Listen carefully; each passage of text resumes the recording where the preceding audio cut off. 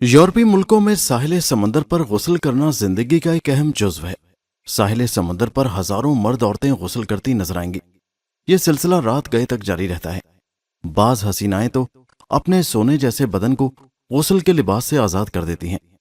Melanie کو رات کے وقت تیراکی کا شوق تھا۔ وہ اکثر رات کو غسل کرتی۔ اس رات بھی وہ تنہا ساحل سمندر پر غسل کرنے آئی۔ وہ اپنی عادت کے مطابق ساحل سمندر پر سنسان علاقے میں آئی۔ میلنی ریت پر چہل قدمی کرنے لگی۔ اس کے جسم سے پانی کی بوندیں ٹپک رہی تھیں۔ اس نے جھٹکے سے پانی جھاڑا اور پھر سمندر کی لہروں میں غائب ہو گئی۔ اس بار کافی دیر تک وہ سمندر کے سینے پر تیرتی رہی۔ نہانے کے بعد باہر آ کر وہ ٹھنڈی ٹھنڈی ریت پر لیٹ گئی۔ یہاں دور دور تک سناٹا چھایا ہوا تھا۔ اسی وجہ سے میلنی بے پرواہ لیٹی ہوئی تھی۔ اچانک ایک سایہ میلنی کی طرف آتا دکھائی دیا۔ میلنی نے کروٹ بدلی اور سایہ اس کے قریب پہنچ گیا۔ میلنی یہ نہ دیکھ سکی کہ اس کے پیچھے کوئی کھڑا ہے۔ چند سیکنڈ کے بعد اس نے محسوس کیا کہ اس کے نزدیک کوئی موجود ہے۔ وہ مڑ کر دیکھتی کہ اس سے پہلے ہی دو مضبوط ہاتھوں نے اس کی کمر تھام لی اور اس کی گردن پر اس زور سے کاٹا کہ وہ بلبلا اٹھی۔ اس نے پوری طاقت سے خود کو آزاد کرایا اور پلٹ کر دیکھا تو خوف سے اس کی چیخ بلند ہوئی۔ یہ ایک انسانی ڈھانچہ تھا جو اس کے سامنے کھڑا تھا، جس کی شکل بے حد خوفناک تھی۔ انگارے جیسی سرخ سرخ آنکھیں، بڑے بڑے دانت اور سارا جسم استخوانی تھا۔ میلنی نے بھاگنا چاہا مگر ڈھانچے نے اسے اپنی گرفت میں لے لیا۔ میلنی نے اس کی گرفت سے آزاد ہونے کی بہت کوشش کی، لیکن ڈھانچے کے آہنی ہاتھوں کی گرفت نے اسے بالکل بے بس کر دیا۔ ڈھانچے نے میلنی کو ریت پر گرا دیا اور بری طرح اس کے جسم کو بھنبوڑنے لگا۔ تکلیف اور درد سے میلنی چیخنے لگی، لیکن اس کا کوئی فائدہ نہ ہوا۔ دور دور تک سناٹا چھایا ہوا تھا۔ انسان تو کجا، کوئی چرند پرند بھی موجود نہیں تھا۔ ڈھانچے کے بڑے بڑے ناخن تھے۔ اس نے میلنی کے گداز بدن پر خراشیں ڈالنی شروع کر دیں۔ ٹھوس سینے سے خون کا فوارہ ابل پڑا۔ خون دیکھتے ہی ڈھانچے نے کریہ انداز میں آواز نکالی، جیسے وہ یہ دیکھ کر خوش ہو رہا ہو۔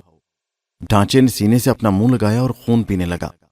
اس کے ساتھ ہی ڈھانچے نے اپنے ناخنوں سے پیٹ اور رانوں پر گہرے گہرے زخم لگائے اور پھر رغبت سے خون پینے لگا۔ وہ اس قدر تشدد کا تصور بھی نہیں کر سکتی تھی۔ چند لمحوں بعد میلنی کی چیخیں بند ہو گئیں اور بدن ٹھنڈا پڑنے لگا۔ ڈھانچہ بھیانک قسم کی آوازیں نکالتا ہوا خون پی رہا تھا۔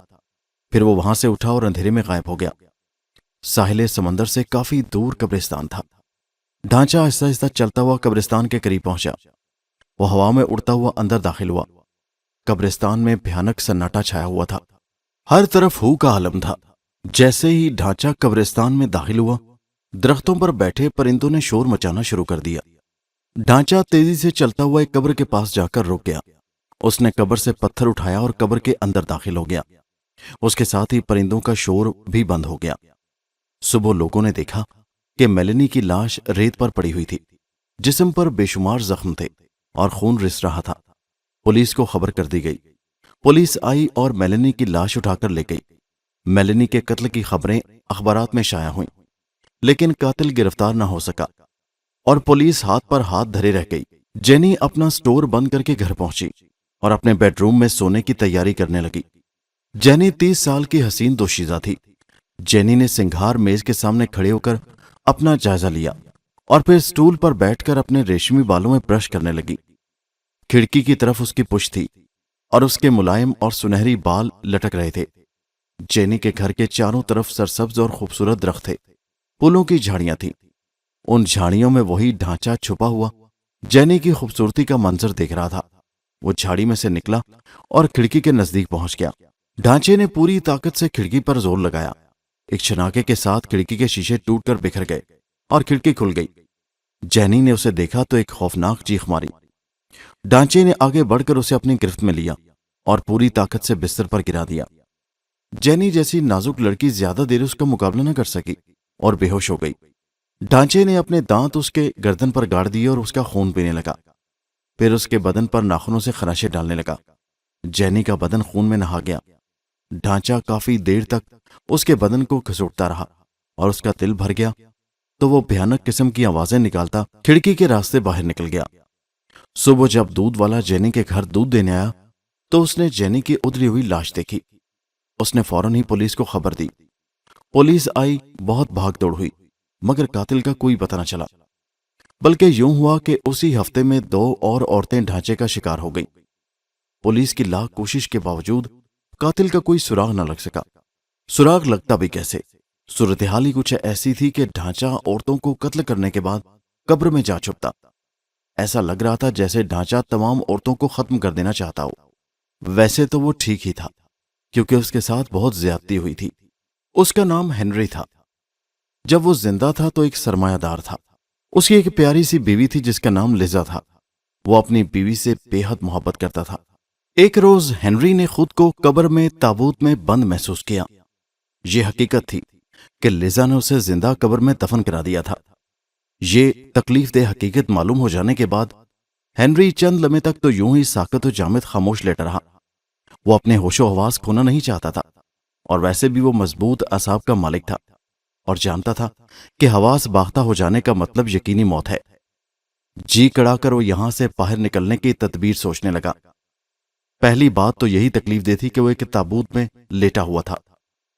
تابوت میں تازہ ہوا کی آمد کا کوئی انتظام نہیں کیا گیا تھا، اور یہ بات ویسے بھی احمقانہ تھی، کیونکہ مردے کبھی سانس نہیں لیا کرتے۔ ہنری ایک بھاری بھرکم جسم کا شخص تھا، اس وجہ سے اسے زیادہ ہوا کی ضرورت تھی، لیکن تابوت کے اندر ڈھکنا بند کرتے ہوئے بہت کم ہوا اندر رہ گئی تھی، اور لمحہ بلمحہ ہوا کی اس قلیل مقدار میں اور بھی کمی ہوتی جا رہی تھی۔ آہستہ آہستہ اسے سانس لینے میں بڑی تکلیف کا سامنا کرنا پڑ رہا تھا۔ ہو سکتا ہے انہوں نے ابھی تک مجھے قبر میں نہ اتارا ہو، اس نے سوچا۔ ہو سکتا ہے میرا تابوت ابھی چرچ سے متصل ماتمی کمرے میں رکھا ہوا ہو سکتا ہے، ابھی میرے جنازے کے فرائض بھی ادا نہ کیے گئے ہوں، مگر فادر کے دعا مانگنے کی آواز بھی تو نہیں آ رہی۔ کاش کہ انہوں نے مجھے اس کبھی قبر میں نہ اتارا ہو۔ یہ سوچ کر اس نے اپنے پھیپھڑوں کا پورا زور لگا کر ایک چیخ ماری۔ وہ چیخ اتنی بھیانک تھی کہ خود اس کے رونگٹے کھڑے ہو گئے۔ وہ انتظار کرنے لگا، کچھ بھی تو نہیں ہوا، اور جلد ہی ہنری کو یہ احساس ہو گیا کہ چیخنے چلانے سے آکسیجن بہت جلد ختم ہو جائے گی۔ ممکن ہے تابوت کی موٹی دیواروں اور بھاری بھرکم ڈھکن بند ہونے کی وجہ سے وہ اس کی آواز نہ سن سکیں، اور ممکن ہے تابوت کو انہوں نے قبر کے اندر اتار دیا ہو، اور اب تابوت پر منو مٹی کا بار ہو، تو اس کا مطلب یہ ہوا کہ وہ زمین سے 5 فٹ نیچے ہے۔ اب دنیا کا سب سے زیادہ طاقتور آدمی بھی اپنا پورا زور لگا کر تابوت کا ڈھکنا نہیں اٹھا سکتا۔ تاریکی میں لیٹے ہوئے ہنری نے کوشش کی کہ وہ اندیشوں پر غور نہ کرے، مگر وہ ناکام رہا۔ تابوت کے اوپر منو مٹی کے بوجھ کی وجہ سے وہ کچھ بھی نہیں کر سکتا تھا۔ تاہم اس نے دونوں ہتھیلیاں تابوت کی چھت پر رکھی، اور پھر اس نے اپنا پورا زور لگایا، لیکن تابوت کا ڈھکن ٹس سے مس تک نہ ہوا، یہاں تک کہ ہوا ناکافی ہونے کے سبب اس کو کھانسی آ گئی، اور پھر اس نے خون آلود کہہ کر دی۔ سرخ سرخ خون اس کے لبوں سے بہہ کر گردن کے نیچے اترتا چلا گیا۔ تابوت کی فضا چند لمحوں کے لیے اسے عجیب سی لگی، ہلکی ہلکی بو بھی آ رہی تھی جسے اس نے نظر انداز کر دیا۔ اسے اب ایک امید تھی کہ اس کے تابوت کو قبر میں نہ اتارا گیا ہو، اور اگر ایسا نہ ہوا تو موت یقینی ہے۔ لیکن یہ سب آخر ہوا کیسے، کس طرح؟ اس نے اس قسم کے چند واقعات کے بارے میں پہلے بھی سن رکھا تھا۔ بہت سے ان میں مبالغہ آمیز تھے اور بہت سے حقیقی، مثلا مشہور مصنف ایڈگر ایلن پو کی کہانیاں جس میں جھوٹ کو بڑی خوبصورتی سے سچ کا جامہ پہنایا گیا تھا، لیکن یہ تو کوئی جھوٹ نہ تھا، کوئی ایڈگر ایلن پو کی کہانی نہ تھی، یہ حقیقت تھی۔ اور تابوت کے اندر جس میں وہ لیٹا تھا، زندہ مردوں کی طرح، اس کی عمر 44 سال تھی اور سالانہ آمدنی تقریباً $500,000، جو کہ 7 کمپنیوں کا ڈائریکٹر جنرل تھا۔ یہاں وہ اپنے جسم کے برابر ایک تابوت میں لیٹا ہوا تھا۔ ہر چند کہ یہ سب ایک بھیانک خواب کی طرح تھا، لیکن یہ سب حقیقت تھا، ایک ناقابل تردید حقیقت۔ ہنری نے ایک گہرا سانس لے کر دونوں ہتھیلیاں پھر تابوت کی چھت پر ٹکا دی، اور پھر اس وقت تک زور لگاتا رہا جب تک کہ اس کی ہڈیاں دکھتی ہوئی نہ محسوس ہوئیں، مگر تابوت کا ڈھکنا بدستور اسی طرح بند رہا جیسا کہ پہلے تھا۔ اور پھر اس نے اپنے ہاتھ تھک کر ہار کر نیچے کر لیے۔ چت لیٹنے کی وجہ سے اس کا سارا جسم دکھ رہا تھا۔ تابوت میں جو کپڑا تھا وہ گورکن نے انتہائی گھٹیا لگایا تھا۔ اس نے سوچا کہ قبر سے نکل کر کم وقت کی اچھی طرح خبر لوں گا۔ کھردرا کپڑا اس کے جلد میں پوری طرح چبھ رہا تھا۔ اسے تعجب ہو رہا تھا کہ تابوت کے اندر ہوا کتنی دیر اور چلے گی، 10 منٹ، 1 گھنٹہ، 1 دن شاید۔ اسے حیرت ہو رہی تھی کہ وہ زندہ کیسے دفن کر دیا گیا۔ اسے پچھلی زندگی کے واقعات ایک ایک کر کے یاد آ رہے تھے، پوری زندگی کے نہیں، صرف پچھلے 3 سالوں کے۔ 3 سال پہلے جب اس کی شادی لیزا سے ہوئی تھی، ان 3 سالوں کے واقعات۔ جب ہنری کی شادی ہوئی تو اس کی عمر 41 سال تھی، جبکہ لیزا صرف 22 سال کی تھی۔ جب وہ نوجوان تھا تو اسے شادی کا وقت ہی نہیں مل سکا تھا۔ وہ ہر وقت مصروف رہتا تھا۔ نفع اور نقصان میں اس نے اپنی ساری جوانی یوں ہی گزار دی، اور اب تابوت میں بھی وہ دل ہی دل میں ایک کاروباری منصوبے پر غور کرنے لگا، اور پھر اسے اپنے کاروباری ذہن پر بڑی ندامت ہوئی جبکہ اس کو اس بات کا احساس ہوا۔ اب اس کی عمر 44 سال تھی اور وہ ایک تابوت میں مردوں کی طرح لیٹا ہوا تھا۔ وہ دل کا مریض تھا، اور اب اس کی زندگی بھی ختم ہونے والی تھی، اور اب لیزا کو بھی ہمیشہ کے لیے منمانی کرنے کی آزادی ملنے والی تھی، مگر اس کے مطابق تو وہ اب آزاد تھی۔ پھر اس کا ذہن لیزا کے بارے میں سوچنے لگا۔ ایک مرتبہ فرانس کے مشہور ساحل سمندر کے کنارے وہ تعطیلات گزار رہا تھا کہ اس کی ملاقات ایک شوخ اور حسین لڑکی سے ہوئی۔ وہ لیزا تھی۔ وہ بھی اپنے والدین کے ہمراہ چھٹیاں گزارنے وہاں آئی تھی۔ پھر اس دوران وہاں ان کی کئی ملاقاتیں ہوئیں۔ اس نے لیزا کے والدین کے آگے شادی کی درخواست رکھی، جسے منظور کر لیا گیا، اور 1 مہینے بعد دونوں کی شادی سیدھے سادے طریقے سے انجام پا گئی۔ شادی کی سادہ اور پروکار تقریب میں ہنری کے کچھ رشتہ دار اور کاروباری دوستوں نے شرکت کی۔ شادی کے بعد وہ 1 ماہ کے لیے ہنی مون کے لیے چلے گئے، اور پھر اس کے بعد اپنی کاروباری مصروفیت میں وہ لگ گیا۔ شادی کے بعد ہنری کی مصروفیات بہت بڑھ گئیں، جس پر لیزا کو کوئی اعتراض تو نہ تھا۔ شادی کے بعد کے چند شروع کے مہینے اس کی زندگی کے خوشگوار ترین لمحے تھے۔ ان کا محل نما مکان اتنا وسیع تھا کہ لیزا پورے مکان میں گھومتے پھرتے تھک جاتی تھی۔ ہنری سے شادی کے بعد وہ بہت خوش نظر آتی تھی۔ وہ لیزا کے بارے میں سوچ رہا تھا، اور پھر اس کے ذہن میں خیال آیا کہ میں جلد اس تابوت سے باہر نکل جاؤں گا۔ لیکن اس کا ذہن اب مسلسل اپنی بیوی لیزا کے بارے میں سوچ رہا تھا۔ سرو قد، سرخ و سفید چہرے والی لیزا جب چلتی تو یوں محسوس ہوتا جیسے ہوا میں تیر رہی ہے۔ شانوں پر بکھرے ہوئے لمبے بال، اس کی دلفریب مسکراہٹ، گرم جوشی، ہمیشہ ہنری اس کے سامنے بے بس نظر آتا۔ اب تابوت کے اندر ہوا برائے نام رہ گئی تھی۔ ہنری کی وحشت اور بے چینی میں لمحہ بلمحہ اضافہ ہو رہا تھا۔ سانس یوں دھونکنے کی طرح چل رہا تھا جیسے وہ 2 میلوں سے دوڑتا ہوا چلا رہا ہو۔ تابوت کے اوپر کا ڈھکن کتنا وزنی ہوگا، اس نے سوچا۔ 10-12 من سے تو کچھ اوپر ہی ہوگا، اور ظاہر ہے اتنا وزن اٹھانا میرے بس سے باہر ہے۔ نہیں، ایسا ہرگز نہیں ہو سکتا۔ ہنری نے پوری قوت سے چلا کر کہا، مجھے ابھی قبر میں دفن نہیں کیا گیا، میرا تابوت ابھی قبر سے باہر ہے۔ اس نے پھر دونوں ہتھیلیاں تابوت کی چھت پر ٹکائیں اور ایک گہرا سانس لینے کی کوشش کی، مگر اتنی ہوا نہیں تھی کہ گہرا سانس لیا جا سکے۔ پھر اس نے دونوں ہتھیلیاں ہٹا لیں اور بڑی مشکل سے اوندے ہو کر پشت تابوت کی چھت سے لگائی اور دونوں ہتھیلیاں فرش پر ٹکا دیں۔ خدا میری مدد کر، اس نے یہ کہہ کر پورا زور لگایا، مگر تابوت کا ڈھکنا اپنی جگہ سے 1 انچ بھی نہ ہل سکا۔ ہنری کی امیدیں اب دم توڑتی نظر آ رہی تھیں۔ وقت گزرنے کے ساتھ ساتھ آکسیجن کم اور کاربن ڈائی آکسائڈ کی مقدار بڑھتی جا رہی تھی۔ جسم پسینے سے شرابور ہو رہا تھا۔ اس نے ہذیانی انداز میں کہکے لگانے شروع کر دیے۔ ہنسنے کے ساتھ وہ اپنا تابوت کے فرش پر بری طرح پٹک رہا تھا۔ کچھ ہی دیر میں وہ لہو لہان ہو چکا تھا، لیکن اس نے اس بات کی بھی کوئی پرواہ نہ کی کہ کہکے لگانے سے باقی ماندہ آکسیجن بھی تیزی سے ختم ہو رہی ہے۔ اس نے اپنی بے ہوشی سے پہلے کا دن یاد کیا، لیزا کو یاد کیا جو کہ مارشل کی باہوں میں تھی۔ مارشل ان کی شادی کے 1 سال بعد ان کی خوشگوار ازدواجی زندگی میں طوفان کی طرح آیا تھا۔ ایک رات لیزا نے اسے اپنے مخصوص انداز میں بتایا، میں نے آج رات کے کھانے پر ایک مہمان بلایا ہے۔ کون ہے وہ؟ کیا میں اسے جانتا ہوں؟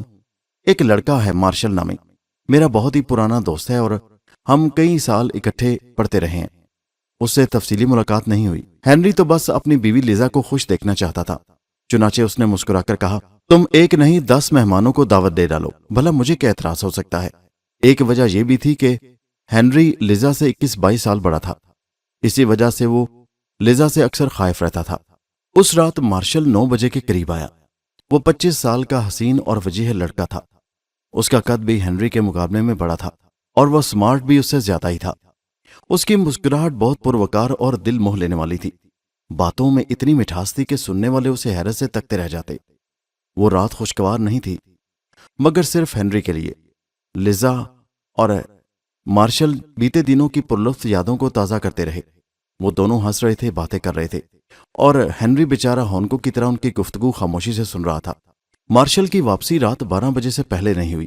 جب وہ چلا گیا تو لیزا بے رخی سے اپنے کمرے میں چلی گئی۔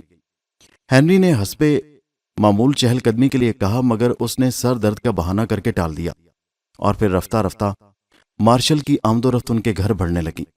اب ہفتے میں 4-5 دن کھانے میں شریک ہوتا اور بعض اوقات تو رات بھی ہنری کے مکان میں ہی بسر کر لیتا۔ یہ صورتحال ہنری کے لیے بڑی اذیتناک تھی۔ اس نے ڈھکے چھپے لفظوں میں لیزا سے مارشل کی بڑھتی ہوئی آمد و رفت پر احتجاج کیا، مگر لیزا نے اسے بری طرح جھڑک دیا۔ جمعے کی رات وہ حسب معمول کھانے پر موجود تھا۔ اب تو ملازمین بھی اسے پہچان گئے تھے اور ایک دوسرے کی طرف دیکھ کر بعض اوقات زیر لب مسکرا بھی دیتے۔ باتوں ہی باتوں میں رات کا 1 بج گیا تو اس نے اصرار کر کے مارشل کو روکنے پر مجبور کر دیا۔ ہنری اس رات جلدی اپنے بستر پر چلا گیا، مگر نیند اس کی آنکھوں سے کوسوں دور تھی۔ اسی طرح رات کے 3 بج گئے۔ پورا مکان خاموشی میں ڈوبا ہوا تھا۔ ہنری کی بے چینی بڑھتی جا رہی تھی، چنانچہ وہ گاؤن پہن کر لیزا کے کمرے کے سامنے آ گیا۔ ہنری نے بغیر کوئی آواز پیدا کیے دروازہ اس خیال سے نہایت آستگی سے کھولا کہ شاید لیزا سو رہی ہوگی تو وہ اسے جگائے گا نہیں۔ وہ اپنے پنجوں کے بل چلتا ہوا اس کے قریب پہنچ گیا۔ لیزا جاگ رہی تھی اور اس نے اپنی چمکدار سیاہ آنکھوں میں خوف لیے ہنری کی طرف دیکھا۔ ہونٹ کپکپا رہے تھے۔ لیزا تنہا نہیں تھی، مارشل اس کے ساتھ تھا۔ ہنری کو یوں محسوس ہوا جیسے کسی نے تیز دھار چاقو اس کے دل میں اتار دیا ہو۔ لیزا، میں نہیں جانتا تھا کہ تم… شدید غصے میں اس نے جملہ ادھورا چھوڑ دیا، مگر لیزا اور مارشل دونوں بے خوفی سے اس کی طرف دیکھ کر مسکرانے لگے۔ ایک نہ ایک دن تو ایسا ہونا ہی تھا، مارشل نے طنزیہ لہجے میں کہا۔ اب تم کیا کر سکتے ہو؟ ہنری نے کوئی جواب نہ دیا۔ اس کے دل میں درد ہونے لگا۔ اس کے ہاتھ پاؤں ٹھنڈے ہو گئے اور پیشانی پسینے سے تر تھی۔ آخر چند لمحے توقف کے بعد لیزا نے پہلی بار اپنی زبان کھولی۔ تمہیں جلد یا دیر سے ہمیں پکڑنا ہی تھا۔ مارشل اور ہم کالج کے زمانے میں ایک دوسرے سے بے پناہ محبت کرتے تھے۔ جب میری تم سے ملاقات ہوئی مجھے ایک بات اچھی طرح معلوم ہو گئی کہ مارشل اور میں آپس میں شادی نہ کر سکیں گے، کیونکہ میں نے اس سے چند سال انتظار کرنے کا وعدہ لے لیا تھا۔ صرف چند سال، کیونکہ تمہارے ڈاکٹر نے مجھے تمہارے بارے میں سارا کچھ بتا دیا تھا، مگر اس نے تمہیں کچھ بھی نہیں بتایا۔ آہستہ آہستہ ہنری کا دوران خون تیز ہوتا جا رہا تھا۔ سوچنے سمجھنے کی صلاحیت ختم ہو رہی تھی، اور لیزا ہنری سے کہہ رہی تھی کہ ڈاکٹر نے مجھے بتایا تھا کہ تمہارے دل میں ایک بہت بڑا نقص ہے۔ کوئی بھی صدمہ دل کی کمزوری کی وجہ سے موت کا باعث بن سکتا ہے۔ اس لیے تمہیں میں نے نہیں بتایا کہ تم اپنی زندگی کے باقی دن ہنسی خوشی بسر کر لو، لیکن مجھے معلوم تھا، اور یہ بات مارشل بھی جانتا ہے۔ اور اب ہم دونوں تمہاری دولت سے عیش و عشرت کی زندگی بسر کریں گے۔ ہم دونوں جوان ہیں اور آئندہ چند مہینوں میں شادی کر لیں گے۔ ہنری نے بامشکل 2 قدم بستر کی طرف بڑھائے، مگر آگے اس کے پیروں نے جواب دے دیا۔ باوجود کوشش کے وہ 1 قدم بھی نہ اٹھا سکا۔ ایسا نہیں ہو سکتا لیزا، کہہ دو یہ سب جھوٹ ہے، کہہ دو لیزا یہ ایک خواب ہے۔ تم پوری طرح جاگ رہے ہو ہنری، یہ بالکل حقیقت ہے۔ تم مر کیوں نہیں جاتے؟ تم بڈھے کھسٹ مر کیوں نہیں جاتے؟ مر جاؤ، تم اپنی زندگی گزار چکے ہو۔ ہنری کو یوں محسوس ہوا جیسے اس کا دل سینہ پھاڑ کر باہر نکل آئے گا۔ وہ کراہتے ہوئے سینے پر ہاتھ رکھ کر قالین پر گر پڑا۔ دل کا دورہ بہت سخت تھا۔ لیزا کے الفاظ ہتھوڑے کی طرح اس کے دماغ پر لگ رہے تھے۔ تم بڈھے کھسٹ مر کیوں نہیں جاتے؟ مر جاؤ، مر جاؤ، مر جاؤ۔ تو یہ تھی ساری حقیقت۔ ہنری اب سب کچھ سمجھ چکا تھا۔ ڈاکٹری سرٹیفکیٹ کے مطابق وہ مر چکا تھا۔ کسی ضمیر فروش ڈاکٹر نے پیسے کے عوض اس کی موت کا سرٹیفکیٹ جاری کر دیا تھا، حالانکہ وہ تو زندہ تھا۔ یقیناً لیزا اور مارشل جانتے تھے کہ وہ زندہ ہے، لیکن پھر بھی انہوں نے اسے زندہ دفن کرا دیا۔ مگر اب اسے یہاں سے نکلنا تھا، اس قبر سے باہر نکلنا تھا، چاہے کسی بھی طرح ہو اسے یہاں سے آزاد ہونا تھا۔ ہنری اپنی قبر سے بھاگ جانا چاہتا تھا۔ اسے اس بات کی بھی پرواہ نہیں تھی کہ تابوت کے اوپر 1 ٹن یا اس سے بھی زیادہ مٹی ہے۔ اس کی قبر سے واپسی ضروری تھی۔ لیزا اور مارشل کو ان کے جرم کی سزا دینے کے لیے، اس کے عیش و عشرت کی ہر چیز کو غارت کرنے کے لیے۔ میں یہاں سے کسی نہ کسی طرح باہر نکلنے میں کامیاب ہو جاؤں گا، اس نے سوچا۔ میں یہاں کسی جال میں پھنسے ہوئے چوہے کی موت نہیں مروں گا۔ لفظ چوہے پر اسے ایک بات یاد آ گئی اور وہ کانپ اٹھا۔ اس نے قبر کے مردہ خور چوہوں کے بارے میں بہت کچھ سن رکھا تھا۔ مردہ خور چوہے جن کی محبوب غذا انسانی آنکھیں تھیں۔ مردہ خور چوہے جو ہر نئی قبر میں گھس کر مردے کی آنکھیں نکال کر کھا جاتے تھے۔ اس کے بعد چہرے کا نرم گوشت اور پھر باقی سارا جسم چند گھنٹوں میں ادھیڑ کر رکھ دیتے تھے۔ آنکھ نکالنے کے بعد ایک چوہا آنکھ کے خالی راستے کھوپڑی کے اندر گھس جاتا تھا۔ کھوپڑی میں موجود بھیجا اور گوشت کھانے کے بعد وہ چوہا آنکھ ہی کے راستے باہر آ جاتا تھا۔ اس تصور ہی سے اس کے رونگٹے کھڑے ہو گئے۔ ہو سکتا ہے وہ یہاں آ جائیں تو پھر کیا ہوگا؟ ہو سکتا ہے انہیں معلوم ہو جائے کہ میں ابھی یہاں دفن کیا گیا ہوں۔ اسے یوں محسوس ہوا جیسے بہت سارے چوہے مل کر اپنے تیز دانتوں اور نوکیلے پنجوں سے تابوت کو کھرچ رہے ہوں۔ कुतर रहे हों और ताबूत की लकड़ी को तेजी से काट रहे हों। जब चूहे ताबूत में एक मुर्दे के बजाय जिंदा इंसान को देखेंगे तो उनका रद्द-ए-अमल क्या होगा? हेनरी को खुद भी बड़ी हैरत हो रही थी। सैकड़ों चूहे अब ताबूत को तोड़कर अंदर दाखिल हो चुके थे। वो सब के सब मिलकर उसके जिस्म का गोश्त नोच रहे थे, भंबोड़ रहे थे। गोश्त खत्म हो जाता तो वो हड्डियां खुरचने लगते। चूहों ने हर तरफ से उस पर हमला कर दिया। एक बड़ा सा चूहा उसकी आंख हड़प करने के बाद खोपड़ी के अंदर घुस गया। कुछ चूहे उसके रुखसारों का नरम गोश्त अपने तेज दांतों से कुतर कुतर कर खा रहे थे। फिर कुछ चूहों ने उसके नरखरे को दबा दिया और बाकी उसके गर्दन के आसपास का गोश्त नोचने लगे। कुछ चूहे अपनी नन्ही नन्ही जुबानों से उसका सुर्ख सुर्ख खून बड़ी रगबत से चाट रहे थे। और फिर उसने देखा कि उसकी दाईं आंख के लिए कुछ चूहों ने आपस में लड़ना शुरू कर दिया और अब वो आपस में एक दूसरे को नोच खसोट रहे थे। लेकिन ये सब उसका तस्वुर था। अरे ये क्या? मुझे एक आवाज सुनाई दी है, उसने अपने आप से कहा। यह आवाज कैसी है? खुरचने, कुतरने, काटने की आवाजें उसको सुनाई देने लगीं। वो आवाजें हकीकी थी? क्या मुर्दाखोर चूहे उसके ताबूत को तोड़कर अंदर आना चाहते थे? नहीं, उसने सोचा, ये महज मेरा वहम है। कोई आवाज नहीं आ रही। हर तरफ खामोशी छाई हुई थी। हर तरफ खामोशी है, कब्र की गहरी खामोशी। अब उसे यकीन हो गया था कि उसका ताबूत कब्र में उतार दिया गया है। ताबूत को इतनी मजबूती से बंद नहीं किया गया था, बल्कि ताबूत का ढक्कन ना खुलने की वजह यह थी कि अब वो कब्र के अंदर था। कोई शक नहीं कि लिजा और उसके महबूब मार्शल ने जितनी जल्दी मुमकिन हो सका उसे दफन करवा दिया था। कोई उसके दिल को मसले दे रहा था। हवा अब बिल्कुल खत्म हो चुकी थी और उसका सांस उखड़ने लगा था।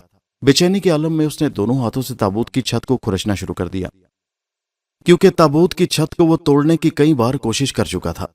खुरचते खुरचते उसके 2 नाखून टूट गए और उनसे खून रिसने लगा, मगर ये चूहों से बेहतर ही था। उसका सांस अब बंद होता जा रहा था और फिर रोते हुए, चीखते चिल्लाते हुए उसने दोनों खून आलूद हाथों से अपना चेहरा नोच कर लहूलुहान कर डाला और फिर उसने अपने दोनों हाथों से दोबारा ताबूत की लकड़ी को खुरचना शुरू कर दिया। एक एक करके उसके सारे नाखून टूट गए और उसका सारा जिस्म खून आलूद हो गया। सारा कफन खून से सुर्ख हो गया था। उसे महसूस हुआ कि अब मौत और जिंदगी के दरमियान 1 मिनट का फासला रह गया था, मगर वो बगैर ताबूत तोड़े और बगैर मट्टी हटाए आजाद हो सकता था। नामुमकिन, उसने सोचा। और फिर उसने फटी फटी आवाज में चीखना शुरू कर दिया, मदद, मेरी मदद करो। क्या तुम मेरी आवाज नहीं सुन रहे? मुझे यहां जिंदा दफन किया गया है। जो शख्स भी मुझे यहां से बाहर निकालेगा, मैं उसे $10,000 दूंगा, $20,000, $50,000। क्या तुम सुन रहे हो? $50,000। उसका बस चलता तो वो उस शख्स को आसमान से ताड़े तोड़कर ला देता जो उसे कब्र से बाहर निकालने में मदद करता। लेकिन किसी ने उसकी पुकार नहीं सुनी, किसी ने उसकी बात का जवाब नहीं दिया।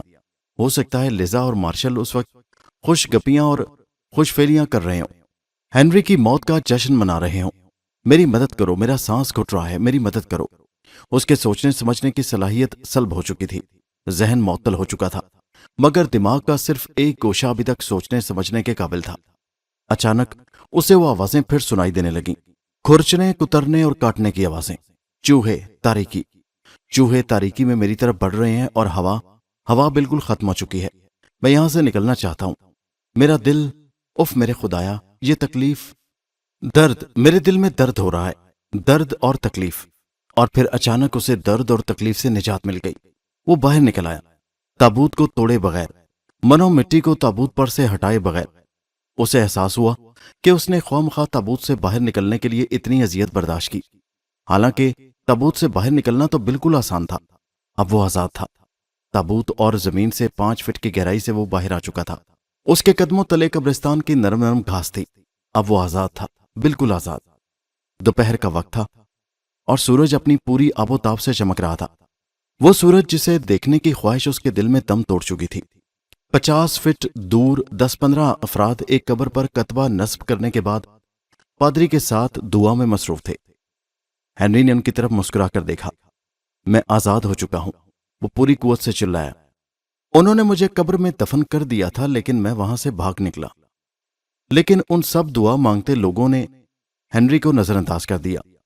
उन्होंने मुड़कर यह देखने की भी जहमत गवारा न की कि उन्हें कौन पुकार रहा है। हेनरी ने अपने अल्फाज दोहराए, लेकिन उनके कानों पर जूं तक न रेंगी। उसने गहरा सांस लिया, लेकिन पहली बार उसे एहसास हुआ कि उसे अब ताज़ा हवा की जरूरत नहीं रही। उसको न गर्मी महसूस हो रही थी और न सर्दी। हेनरी ने कब्र में झांक कर देखा। मनो मिट्टी तले जमीन से 5 फीट नीचे बंद ताबूत में वो सब कुछ देख सकता था। ताबूत के अंदर एक उधेड़ उम्र शख्स की लाश खून में लथपथ चित पड़ी हुई थी। सैकड़ों चूहे उसके जिस्म को नोच खसोट रहे थे। एक चूहा खोपड़ी में से आंख के रास्ते बाहर आ रहा था। कुछ चूहे उसके रुखसारों का नरम नरम गोश्त कुतर कुतर कर खा रहे थे। 2-3 चूहे उसकी गर्दन के आसपास का गोश्त नोच रहे थे और बाकी चूहे अपनी नन्ही नन्ही जुबानों से उसका सुर्ख सुर्ख खून बड़ी रग़बत से चाट रहे थे। हेनरी ने चूहों को बड़ी मुसरत से ये हरकतें करते देखा। फिर वो उस सड़क की तरफ चलने लगा जिसके इख्तिताम पर लिजा मार्शल के साथ उसके मकान में रह रही थी। वो उनके घर पहुंचा। रात का पहला पहर था। हर तरफ सन्नाटा छाया हुआ था और खामोशी थी। वो झाड़ियों में जा छुपा। पहले वो माहौल का जायजा लेना चाहता था। थोड़ी देर बाद मार्शल अंदर दाखिल हुआ। जैसे ही उसके करीब से गुजरा उसने छलांग लगाई और उसे दबोच लिया। एक ही झटके के साथ उसकी गर्दन तोड़ दी और झाड़ियों में घसीट कर छुपा दिया। अब वो खुद आहिस्ता आहिस्ता चलता हुआ लिजा के कमरे के करीब पहुंचा। लिजा के बेडरूम की लाइट बुझी हुई थी और वो मार्शल की मुंतजिर थी। जैसे ही क्लिक के साथ दरवाजा खुला, लिजा समझी मार्शल होगा। उसने इत्मीनान के साथ खुद सुपुर्दगी के आलम में दूसरी तरफ करवट बदली और हेनरी की तरफ कमर कर ली। हेनरी ने आगे बढ़कर उसे दबोच लिया और चादर खींचकर नीचे फेंक दी। लिजा ने सिरहाने की लाइट जलाई तो एक खौफनाक ढांचे को देखकर उसकी चीख निकल गई। हेनरी ने उसके बदन पर अपने पंजों से खराशें डालनी शुरू कर दी और जिस्म पर जगह जगह से काटना शुरू कर दिया। लिजा तकलीफ से तड़प रही थी और हेनरी उसका बदन बुरी तरह उधेड़ रहा था। बिस्तर पर खून ही खून बिखरने लगा। लिजा थोड़ी देर में बेजान हो गई। हेनरी के मुंह से बेहद खौफनाक आवाजें निकल रही थीं। वो वहां से निकला और सीधा कब्रिस्तान पहुंचा। फजा में हर तरफ भयानक शोर मच गया, जैसे सैकड़ों रूहें मिलकर रो रही हों। हेनरी ने अपनी कब्र का पत्थर उठाया और हमेशा के लिए उसमें दाखिल हो गया।